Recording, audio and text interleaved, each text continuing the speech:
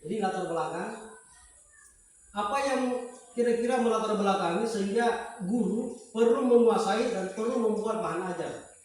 Jadi bahan ajar adalah perangkat materi maupun alat yang disusun secara sistematis dan terencana serta berisi kompetensi yang akan dikuasai peserta didik untuk digunakan dalam aktivitas pembelajaran.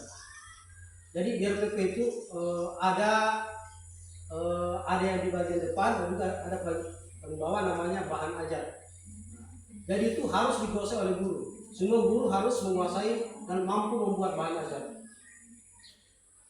Nah, tujuan penyusunan bahan ajar menyediakan bahan ajar yang sesuai dengan tuntunan kurikulum dengan mempertimbangkan kebutuhan murid, sekolah dan daerah. Maksudnya mempertimbangkan kebutuhan murid di dalam sekolah kita, dalam kelas kita mengajar, tidak semua itu murid rata.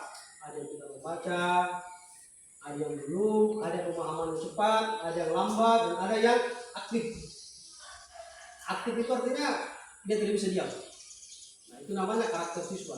Dan yang tidak bisa diam itu kita juga harus membuat bahan ajarnya. Jangan kita biarkan ini.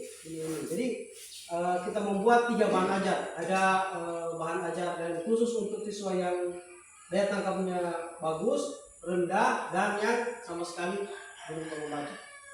Saya yakin dalam satu kelas itu pasti ada sebagai begitu.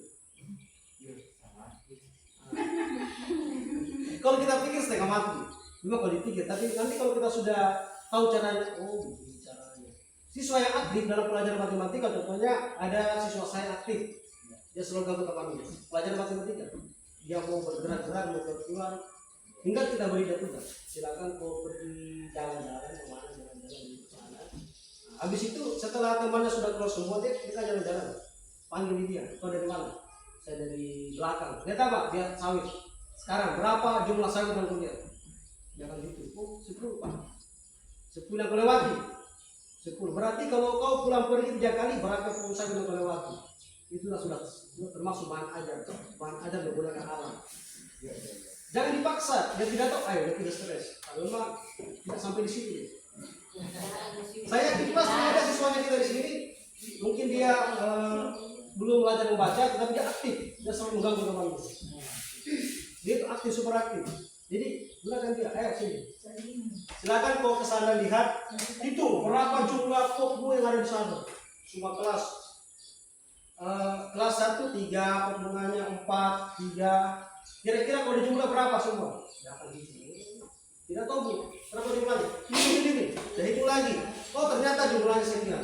Itu adalah sudah satu. Itu termasuk pembelajaran matematika dengan menggunakan media alam.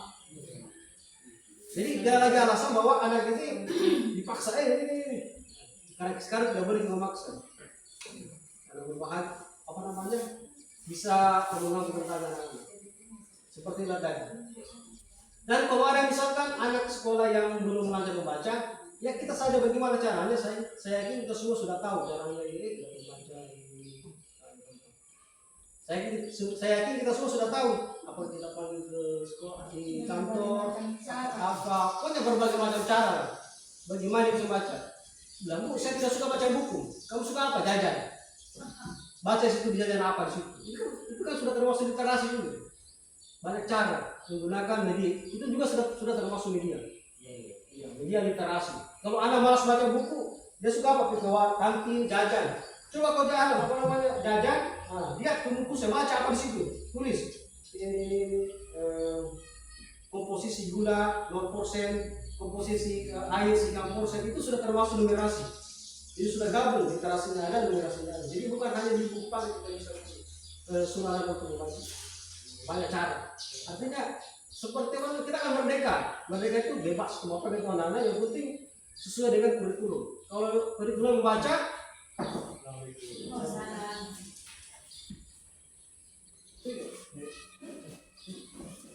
saya kira tadi jam 10 nih. Iya. Oke, terima kasih. Oke, lanjut. Karakteristik bahan ajar yang nanti kita akan buat. Yang pertama, bahan ajar itu membantu murid belajar mandiri, membelajarkan diri sesuai dengan konten yang dikembangkan. Kayak tadi itu suruh anak ini kan jangan kemana mandiri dia jalan. Banyak cara. Coba kau kesini ke kantor, hitung berapa kali. Dia tuh semangat, senang. Karena dia tidak belajar di kelas.